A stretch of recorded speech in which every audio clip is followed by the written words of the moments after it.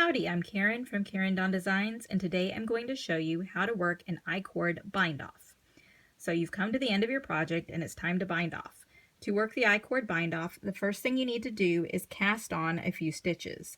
So for this example, we're casting on 3 stitches. Check your pattern to find out exactly how many stitches you should cast on.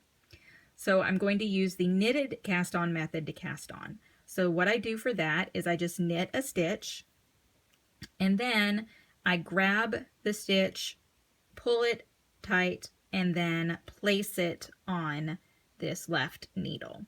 So I've cast on 1. I do the same thing. I knit a stitch, pull it, slip it onto this needle. Now I've cast on 2, and then I do that one more time. Take the stitch, pull it, slip it on to the needle. So I have cast on 1, 2, 3 additional stitches. The next thing that I'm going to do is knit 2 of those stitches. So knit 1, knit 2. And then I am going to take that 3rd stitch that I cast on, and then this first stitch of my project, and knit the 2 of those together, but I'm going to knit them together through the back loop. So to do that, make sure that your right hand needle is behind your left hand needle, and insert your needle into the backs of these 2 stitches. And especially at the beginning, might be a little tight, so get that needle in the back of those 2 stitches, and then wrap the yarn as if you're knitting, and pull the yarn through. Then you can go ahead and slide those 2 stitches off the needle. Then what you need to do is take these 3 stitches that are on your right hand needle and move them back to your left hand needle. So slip them purlwise so you're not twisting the stitch. So 1, 2, 3. And then you're basically going to do the same thing again. Knit the first 2 stitches. So 1,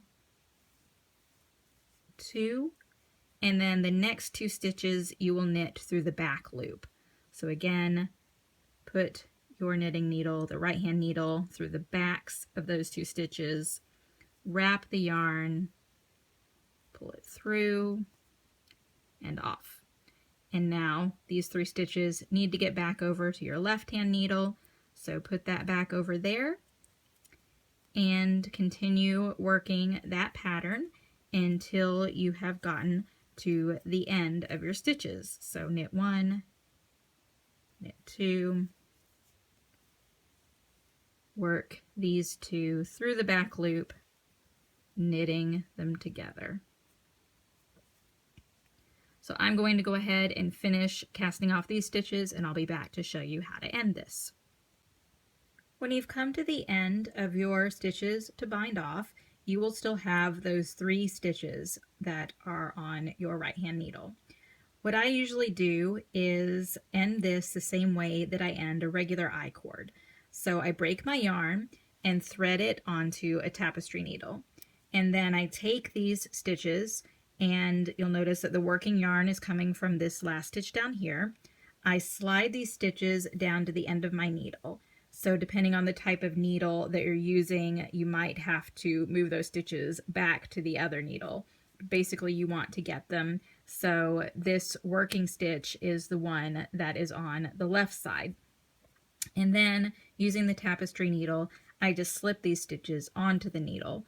So slip them without twisting, 1, 2, 3, and then I take my tapestry needle, just pull it through, pull the yarn through, and then give that a little tug to snug it up, and I have a nice ending. And that is an I-cord bind off.